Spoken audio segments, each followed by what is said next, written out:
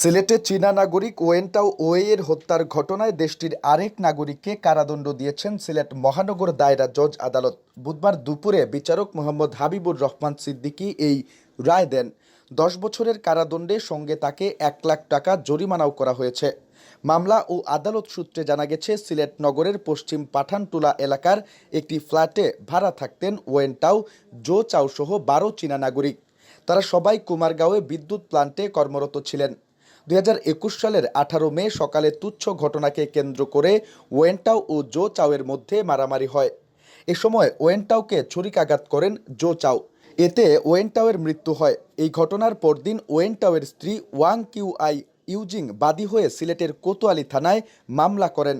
মামলায় একমাত্র আসামি করা হয় জো চাওকে। মামলার দীর্ঘ বিচার প্রক্রিয়া শেষে বুধবার এই রায় দেন বিচারক।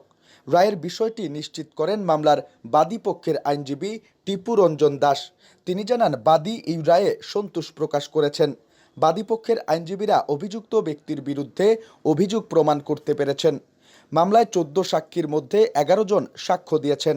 রায়ের সময় আসামি জো চাও আদালতে উপস্থিত ছিলেন।